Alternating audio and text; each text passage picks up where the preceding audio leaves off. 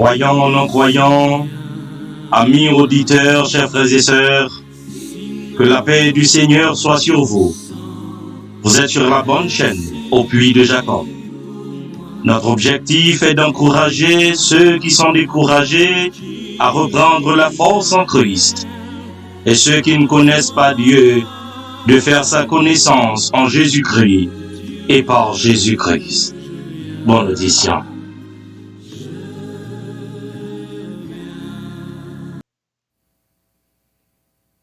Chers frères et sœurs et amis dans le Seigneur, nous vous disons bonjour ou bonsoir, dépendamment de l'heure où vous allez écouter ce message. Le message se trouvera dans le livre de 1 Roi, chapitre 18, le verset 20 à 40.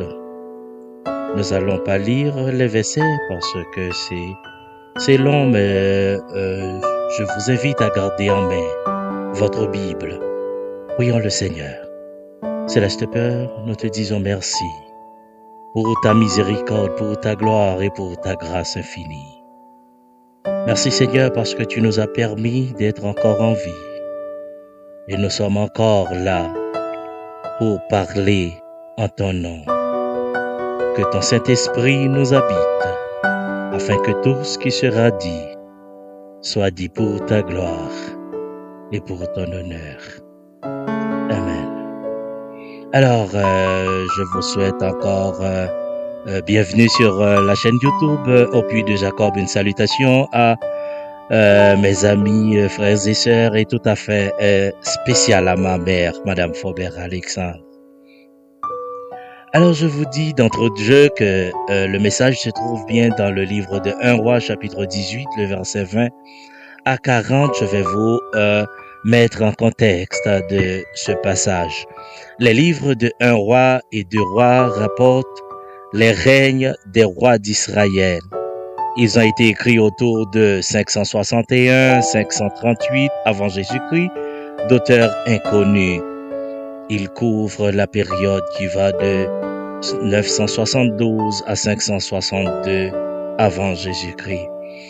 À la sortie de l'Égypte, Israël était pour devenir une nation de sacrificateurs. Dieu avait traité une alliance avec eux, donc l'alliance mosaïque, donc entre autres conditions que Israël devait respecter. Israël devait adorer Dieu comme le seul Dieu, Dieu comme l'unique Dieu. Avec David, le peuple était sur une bonne lancée. Malgré quelques inconvénients, le peuple était sur une bonne lancée. Arrivé à Salomon, les responsables des autres nations manifestaient une sorte d'intérêt pour la sagesse de Salomon. Tout allait bien. Et vous savez aussi bien comme moi l'exemple classique de Salomon où il a fait un bon jugement pour les deux mamans. Alors, mais malgré tout, Salomon était un homme qui était attiré par les femmes des autres nations et qui prend femme, prend pays. Donc Israël va tout de suite tomber dans la désobéissance. Israël se met à servir les dieux des autres nations. Et à la fin du règne de Salomon, le pays se scinda en deux royaumes, le royaume du nord avec 10 tribus et le royaume du sud qui ne comptait que 2 tribus. Donc le royaume du nord, il s'amusait à adorer des faux dieux, à rendre des cultes aux idoles, ce qui était interdit dans l'alliance qui a été traitée, qui a été signée entre Israël et notre Dieu. Alors, de cette péricope choisie, 1 Roi chapitre 18, le verset 20 à 40, nous allons assister à un tournoi à 3 équipes. Je dis bien 3 équipes, nous parlons de Élie, Akab et les prophètes de Baal. Alors, le premier affrontement, nous pouvons le constater dans 1 Roi chapitre 18, le verset 20 à 24. c'est le premier match qui va jouer. Donc Élie qui affronte Akab. Et dans ces versets 20 à 24, ces versets se reposent sur le chapitre 17 du livre de 1 roi. Parce que le chapitre 18 est le fruit et la conséquence de ce qui s'est passé dans le chapitre 17. Le fait que le peuple vivait dans l'idolâtrie, Élie avait prophétisé dans le chapitre 17, il n'y aurait ni rosée ni pluie sur Israël pendant quelques années. C'est une prophétie qui a été réalisée avec succès. Le temps est arrivé une deuxième fois où Élie était obligé sous l'ordre de l'Éternel d'aller se présenter devant Akab pour dire à Akab que désormais, que maintenant l'Éternel veut faire tomber de la pluie sur Israël. L'Éternel va faire tomber de la pluie sur Israël. Le moment est venu où Élie allait à la rencontre d'Akab. C'est là que nous voyons une deuxième fois qu'Élie va se présenter devant Akab. Malgré Akab, suite à la sécheresse, cherchait à faire mourir Élie, cherchait à le faire périr. Mais Élie, sous la puissance de Dieu, il était capable d'aller se présenter devant Akab. Il est confiant. Élie est confiant qu'avec Dieu, il fera des exploits. À leur rencontre, Akab accuse tout de suite Élie d'être l'artisan du malheur d'Israël, à savoir la sécheresse qui n'est pas sans conséquence sur les bétails, les récoltes et la vie des gens en général. Élie déclare à Akab que non, ce n'est pas moi qui suis responsable du malheur d'Israël, mais c'est leur idolâtrie, c'est la façon dont ils adorent les autres dieux. C'est ça qui a provoqué le malheur d'Israël. Au verset 20 du chapitre 18, Élie va demander à Akab de convoquer les 450 prophètes de Baal et tout Israël sur le mont Carmel. Et le mont Carmel, ce nom proviendrait d'une divinité de la pluie et de l'orage semeur. Donc, dans ce premier duel spirituel, Akab est le perdant parce que Élie a pris le dessus parce que Dieu était avec lui. Au verset 21-24, Élie va s'approcher du peuple pour leur exhorter, leur demandant d'arrêter de clocher des deux côtés. Une danse rituelle effectuée par les prophètes de Baal, quand ils, vous savez, tout style de danse a une façon de le faire, une façon de l'exécuter. Donc, clocher des deux côtés, c'était la façon dont les prophètes de Baal s'exécutaient en faisant leur rituel. Donc, à ce moment, il leur invite à fixer leur choix spirituel, de choisir entre Dieu ou Baal, lequel ils veulent servir. Ils veulent servir eux autres. Élie leur suggéra 2 taureaux pour un sacrifice. Chaque équipe va choisir un taureau qu'il coupera en morceaux sans y mettre le feu. Et le Dieu qui répondra par le feu, c'est celui-là qui sera Dieu. Et tout le peuple en ce moment a répondu en disant « c'est bien, c'est bien ». Et nous voyons ici, avec la foi qu'Élie avait, Élie a engagé Dieu dans une compétition pour sa gloire. Peut-être autrement que Dieu n'aurait pas voulu y participer. Et nous regardons le deuxième affrontement, le deuxième match. Donc c'est Élie qui va le jouer, qui va affronter les prophètes de Baal quand nous regardons dans le livre de 1 roi 18, du verset 25 jusqu'au verset 29. Donc, le sacrifice des prophètes. Au verset 25 et à 26, Élie dit aux prophètes de Baal, voilà, choisissez un des 2 taureaux. Les 2 taureaux sont arrivés et puis il leur demande de faire un choix, de choisir le taureau qu'ils voulaient et de préparer en premier l'autel, de préparer leur sacrifice. Ils prirent le taureau et qu'on leur donna afin de préparer l'autel. Je ne sais pas pour vous, je dénote une domination spirituelle, même si les prophètes de Baal sont beaucoup plus nombreux, mais leur pouvoir physique est gelé, leur pouvoir physique est paralysé devant l'homme de Dieu qui commence à passer des ordres à Akab, ensuite aux nombreux prêtres de Baal. Donc, les prêtres de Baal firent ce qu'Élie leur demanda et commencèrent à invoquer le nom de Baal depuis le matin jusqu'à midi en disant « Baal, réponds-nous, Baal, réponds-nous ». Mais il n'y eut ni voix ni réponse et ils sautaient devant l'autel par-ci par-là, l'autel que eux-mêmes ils avaient fabriqué, ils avaient fait. Au verset 27, Élie sent à l'intérieur, dans son intérieur, un bouillonnement, si je peux le dire ainsi. Donc, il s'en souvient combien Dieu est fidèle dans ses promesses. Ce qu'il dit avec sa bouche, avec sa main, il l'accomplira. D'un ton sarcastique, le prophète de Dieu leur dit « Criez à haute voix pour vous faire entendre ». Donc, c'est sarcastique parce que Élie sait très bien qu'un Dieu n'a pas besoin qu'on crie fort pour qu'il entende parce qu'il peut sonder le cœur. Donc, alors au verset 28, il commence à sauter plus haut encore, à crier plus fort, comme si c'était vrai en criant plus fort. Baal va les écouter, va les entendre, va les répondre. Alors, ils vont même utiliser des épées et des lances pour se faire des incisions. Nous-mêmes qui haïtiens, nous connaissons les sangs coulés, comme un mauvais esprit remet sang en pile. Donc, nous regardons que les prophètes de Baal sont devenus affaiblis, ils sont devenus faibles, ils sont devenus impuissants physiquement. La puissance qui était dans Élie était plus puissante que celle qui était dans le prophète Baal. Et au verset 29, les prophètes de Baal, comme je le disais, sont épuisés, abandonnés, laissés à eux-mêmes. Midi fut passé, ils prophétisèrent jusqu'au moment de la présentation de l'offrande. La Bible dit, pas aucune voix Baal qui réponde, pas aucune réponse Baal, ni aucune attention.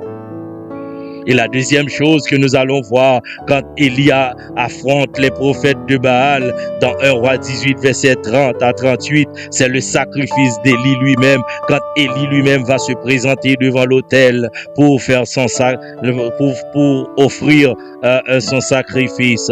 Au verset 30-32, Élie demanda au peuple de s'approcher autour de lui. Et puis Dieu est un Dieu qui remet les bons collés ensemble, n'est-ce pas? Mais c'était ça le principe à ce moment-là.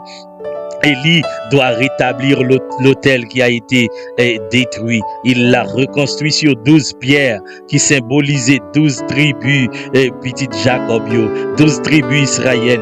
Élie reconstruit l'autel là. Et c'est la figure également de l'ancienne alliance.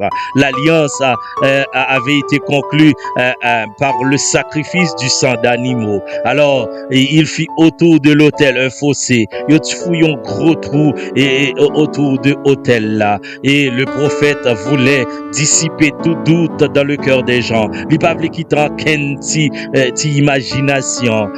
Donc, il agissait pour que la personne la plus incrédule croit lorsque la puissance de Dieu aura été manifestée. Au verset 33-35, Élie arrangea le bois. Il coupa le taureau par morceaux et le plaça sur le bois. Puis il dit, remplissez d'eau 4 cruches et versez-les sur l'holocauste et sur le bois.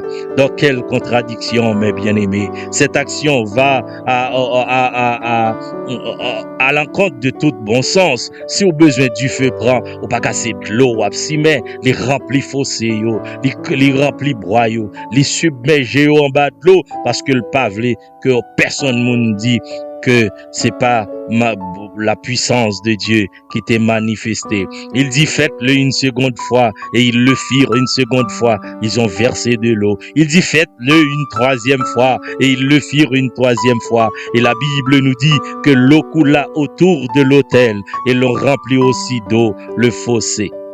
Alors, au verset 36-37, au moment de la présentation de l'offrande, l'homme de Dieu, Élie le prophète, s'avança et dit, Éternel Dieu d'Abraham, d'Isaac et d'Israël, que l'on sache aujourd'hui que tu es Dieu en Israël, que je suis ton serviteur et que j'ai fait toutes ces choses par ta parole. Réponds-moi, Éternel, réponds-moi, afin que ce peuple reconnaisse que c'est toi, Éternel, qui est Dieu, et que c'est toi qui ramènes leur cœur. Les Élie pas vinn faire rien pour joindre gloire, Élie pas vinn faire rien pour joindre honneur pour lui, mais tout ce que Élie voulait démontrer, c'était pour que la gloire de Dieu soit manifestée. Au verset 38, et le feu de l'Éternel tomba, il consuma l'holocauste au nom de l'Éternel. Alléluia.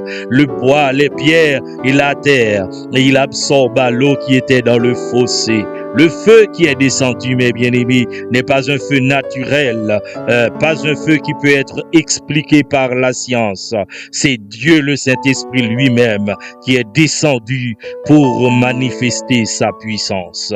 Et ici, nous voyons une troisième réaction quand Élie affronte les prophètes de Baal, qui était la deuxième rencontre. Eh bien, nous voyons que le peuple, en voyant cela, ils tombèrent sur leur visage et dirent, c'est l'Éternel qui est Dieu, c'est l'Éternel qui est Dieu, c'est l'Éternel qui est Dieu. Et à ce moment, Élie va ordonner de saisir les prophètes de Baal. Leur dit Élie, saisissez-le, qu'aucun d'eux ne s'échappe, et personne n'a échappé.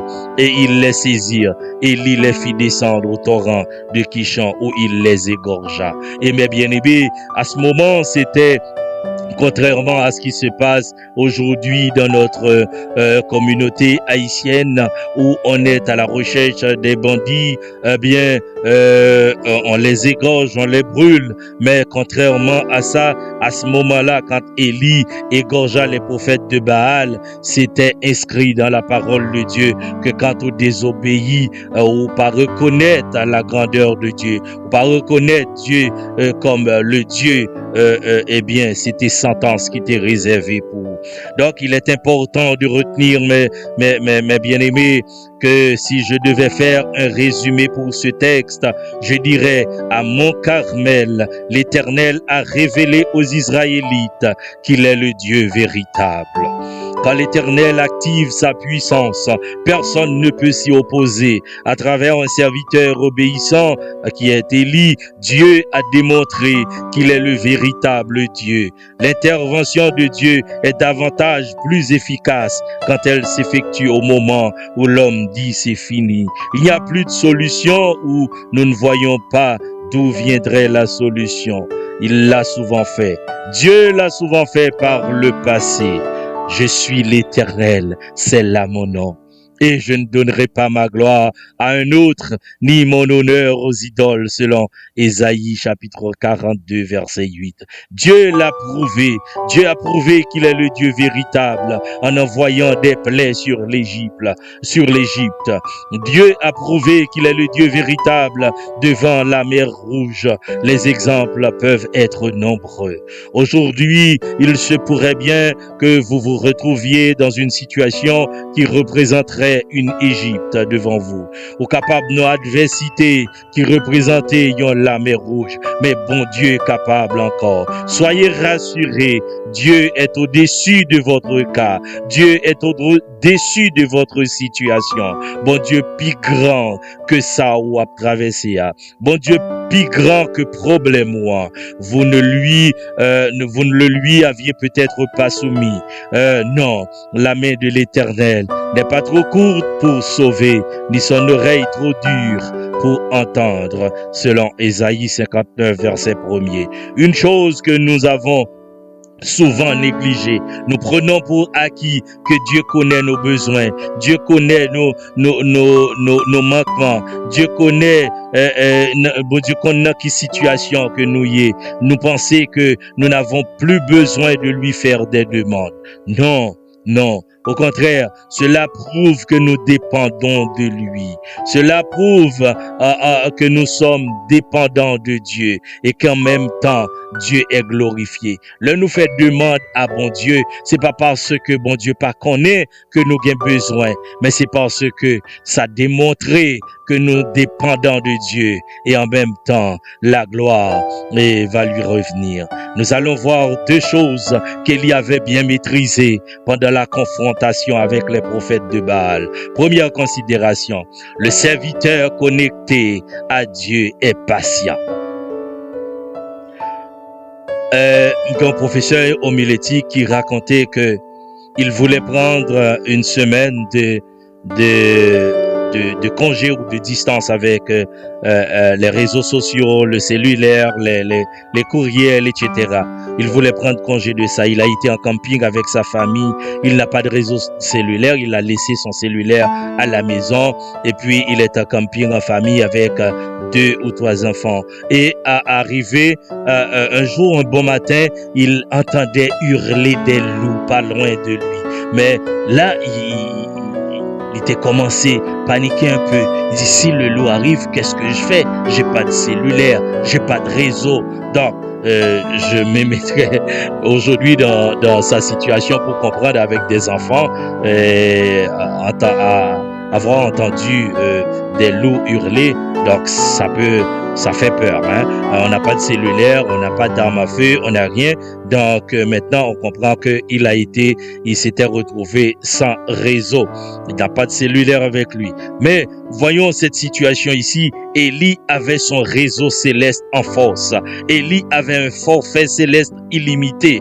Grâce à ce forfait haute vitesse, Élie gardait une énergie constante avec Dieu. Quand vous avez votre réseau, quand vous avez votre cellulaire céleste, eh bien vous n'avez aucune peur quand vous êtes en difficulté. Élie était capable de contrôler et d'observer ses adversaires parce qu'il était en contact avec le Dieu très haut. Si vous êtes un client de Bell, mes bien-aimés, et le réseau de Fido est en panne, cela ne vous touche pas, cela ne vous affecte pas parce que le réseau de Fido est en panne, mais vous n'êtes pas client de Fido. Alors voilà, en tant que chrétiens, si nous nous éloignons des Saintes Écritures, nous courons le risque de perdre notre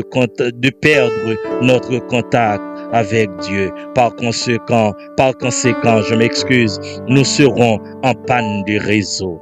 Dans ce monde matérialiste, individualiste, où presque tout est permis, nous vous conseillons fortement de ne pas perdre votre réseau spirituel. Nous capables de tomber dans le péché, nous capables de faire erreur, nous capables de faire bagaille qui passe devant Dieu. Mais si nous reconnaissons nous tourner à lui-même, la pauvreté brale pour le recevoir nous, pour ne pas perdre réseau spirituel nous, pour ne pas perdre contact nous. Le réseau des 450 prophètes de Baal était en panne. Et les 450 prophètes étaient déconnectés de leur Dieu Baal. Ou du moins, Baal était impuissant comme fournisseur. Il ne pouvait pas fournir. Alléluia. Alors, Élie va dire, criez à haute voix, puisqu'il est Dieu. Il pense à quelque chose. Élie se moquait des prophètes de Baal. Dans la compréhension spirituelle d'Élie, lui-même, il sait que un Dieu ne peut pas être en voyage. Un Dieu ne peut pas être occupé. Un Dieu ne peut pas être en train de dormir parce que celui qui garde Israël ne sommeillera point. C'est ce Dieu-là qui va me répondre, dit Élie dans son cœur. Le Dieu omniscient, le Dieu omnipotent, le Dieu omniprésent, le Dieu qui était, qui est et qui sera. L'agriculteur qui met une graine dans la terre est patient. Il sait combien de temps donner à chaque type de semence. Eh bien, nous, en semant la parole de Dieu, nous aussi, nous avons besoin de la patience. Élie était patient envers les prophètes de Baal parce qu'il voulait évangéliser. Non seulement, il voulait évangéliser le peuple, il voulait évangéliser comme serviteur de Dieu. Aujourd'hui, nous voyons qu'il est important d'être patient avec notre époux, patient avec notre épouse, patient avec nos parents, patient avec nos amis et surtout patient avec nos enfants, ce qui est plus difficile. Et on va dire même patient avec nos ennemis ou nos soi-disant ennemis.